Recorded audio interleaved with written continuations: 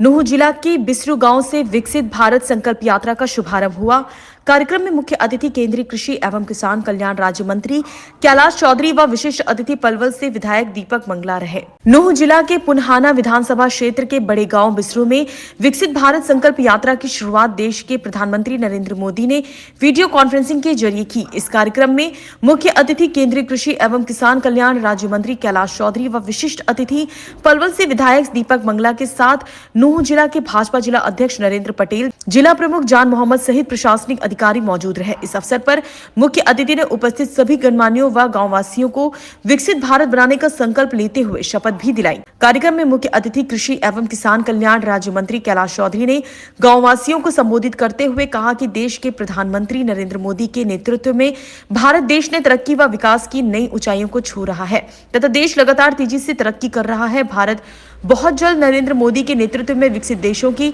सूची में आने वाला है। राज्य मंत्री ने कहा कि प्रधानमंत्री नरेंद्र मोदी गरीब, बेसहारा व जरूरतमंद लोगों की फिक्र हमेशा अपने साथ रखते हैं। उनके विकास व तरक्की के उन्होंने बहुत सी लाभकारी योजनाएं चलाई हैं। उन्हीं योजनाओं को घर घर व आम जन तक पहुंचाने के लिए उन्होंने विकसित भारत संकल्प यात्रा चलाई है। इस योजना से हर आम जन को फायदा पहुंचेगा क्योंकि सरकार हर द्वार तक पहुंचकर लोगों को लाभकारी योजनाएं देने का काम कर रही है। जितना विकास भारतीय जनता पार्टी ने पिछले 9 वर्षों में किया है, कांग्रेस व अन्य सरकारें 70 वर्षों में भी नहीं करा पाई। केंद्र सरकार व प्रदेश सरकार की हर विभाग की लाभकारी योजनाएं गरीब, बेसहारा व जरूरतमंद व्यक्तियों के लिए चलाई गई हैं। उनके बारे में विस्तार से बताया। मौके पर ही पीपीपी आईडी संबंधी Aadhaar card, voting card, Ayushman card, driving license, pension आदि संबंधी नए बनाए गए तथा इनमें त्रुटियों का मौके पर ही समाधान किया गया।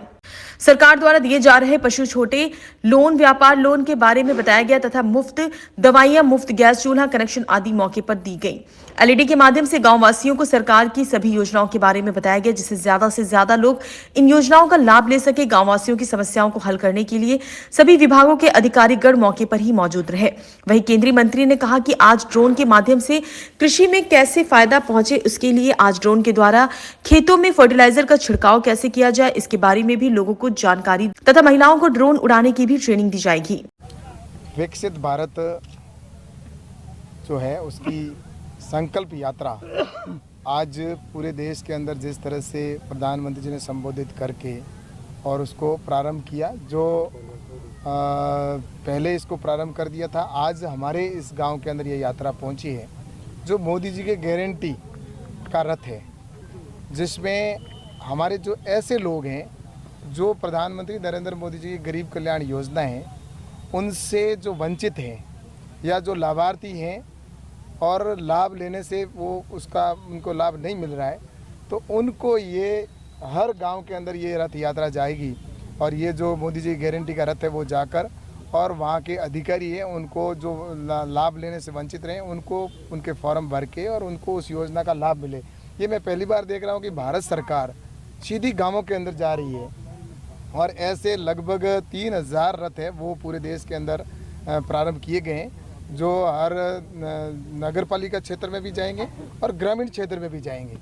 और वहाँ जाकर जो सरकार की, केंद्र सरकार की और प्रधानमंत्री जी की जो स्कीम है वो योजनाएं उनको लाभ कैसे मिले। और इसके साथ ही किसानों की किसान सम्मान निधि का कोई अगर है लाभार्थी अगर वंचित है या कोई जैसा कि दीनदयाल ग्राम ज्योति योजना से अगर कोई है या लाइट से वंचित है या पानी से है या जिस तरह से उज्ज्वला गैस योजना है या केसीसी है, ऐसी योजनाएं जिनसे वो वंचित रहा है, तो उसको गांव के अंदर जाकर सैचुरेशन तक हम कैसे पहुंचे, कोई भी व्यक्ति लाभार्थी है वो वंचित ना रहे, इस दृष्टि से प्रधानमंत्री जी ने ये रथ यात्रा पूरे देश के अंदर प्रारंभ की है और बड़ी अच्छी संख्या के अंदर इसके अंदर लोग भाग ले रहे हैं और बहुत अच्छा लाभ भी मिला है और निश्चित रूप से इसका लाभ हो रहा है। और अभी आपने देखा होगा कि किसानों के लिए ड्रोन टेक्नोलॉजी जो गाँव में पहुँची है, उसके अंदर आने वाले समय के अंदर अभी आपने यहाँ पर डेमोस्ट्रेशन करके भी देखा कि कभी टेक्नोलॉजी दूसरे देशों के अंदर देखने को मिलती थी, ड्रोन टेक्नोलॉजी, आज हमारे हिंदुस्तान के गांवों के अंदर ड्रोन से किसान खेती कैसे करे, इसका भी डेमोस्ट्रेशन इसी के साथ किया जाता है। तो मुझे लगता है कि प्रधानमंत्री नरेंद्र मोदी जी की ही ये सोच है कि वो गाँव में जाकर और गाँव के जो लाभार्थी है या जो उसकी योजना से वंचित हैं, गरीब कल्याण योजना, तो उनका लाभ उनको मिले, इसलिए गांव के अंदर सरकार जा रही है और जाकर केंद्र सरकार है, नरेंद्र मोदी जी की सरकार जो गांव में जाकर किसान आम जन की समस्याओं को सुन भी रही है और उसका समाधान करने के लिए ये यात्रा है वो गांव-गांव तक पहुंची है। उसी के निमित्त आज इस गांव के अंदर भी ये कार्यक्रम रखा गया, जिसमें बड़ी संख्या के अंदर यहाँ लोग उपस्थित हुए और इस कार्यक्रम में सम्मिलित हुए, और जिसको आज हमारे प्रधानमंत्री आदरणीय नरेंद्र मोदी जी ने स्वयं ने संबोधित भी किया। ऐसा है कि प्रधानमंत्री नरेंद्र मोदी जी हमेशा गरीब कल्याण, किसान कल्याण या आम जन के कल्याण की बात करते हैं। आज भी जैसा कि प्रधानमंत्री जी ने कहा है कि मेरे लिए 4 ही जातियां हैं, जिसमें युवा का मैं कल्याण करूं, महिलाओं का कल्याण हो, गरीब जाति हो, और दूसरा उन्होंने कहा किसान। ये मेरे लिए 4 प्राथमिक जातियां हैं जिनके कल्याण के लिए मुझे सबसे पहले भारत को विकसित करना है, तो इनको उत्थान करना है। तो प्रधानमंत्री जी के ध्यान में है कि हमारे लिए किसान कितना महत्वपूर्ण है, और इसीलिए किसानों के लिए जो चाहे आज आपने देखा वो किसान सम्मान निधि योजना प्रारंभ की, जिससे कि किसानों को आज 2,80,00,000 करोड़ रुपए किसान के डायरेक्ट अकाउंट में पहुंचे हैं। लगभग 11 करोड़ किसान इस योजना का लाभ ले रहे हैं। ऐसे ही MSP लागत से 1.5 गुना करने का काम किया गया, और इसके साथ ही जैसा कि फसल बीमा योजना को भी जिस तरह से नई फसल बीमा योजना बनी, और किसानों की इनकम कैसे बढ़े, नई टेक्नोलॉजी कैसे मिले, और स्टार्टअप को कैसे अधिक लाभ मिले। मुझे आप देखिए कि आज लगभग 3,000 से अधिक हमारे एग्रीकल्चर स्टार्टअप हो गए देश भर के अंदर। तो ये सब युवाओं को कृषि की ओर आकर्षित करना और किसान की इनकम कैसे बढ़े। आज जैसा कि मिलेट्स ईयर के रूप में घोषित किया गया पूरे विश्व के अंदर, आज श्री अन्न के नाम से पूरी दुनिया में जाना जाता है। जो हमारा अनाज किसान यहाँ पर उत्पादन करता है, लेकिन उसका लाभ भी कम मिलता था, पैसा भी, आज वो वर्ल्ड के अंदर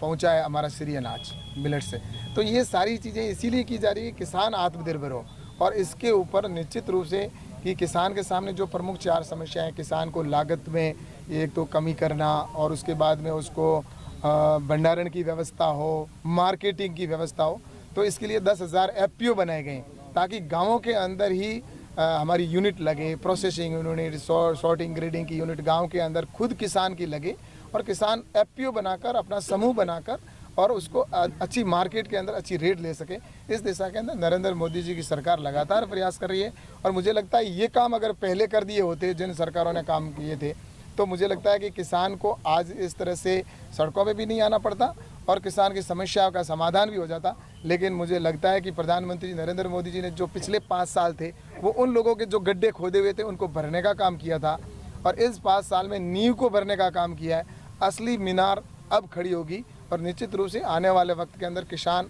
आत्मनिर्भर भी होगा और देश भी आत्मनिर्भर होगा, और इसी पर सरकार है, केंद्र सरकार काम कर रही है। राजस्थान की जनता ने इन पिछले 5 सालों में जो देखा है, झेला है,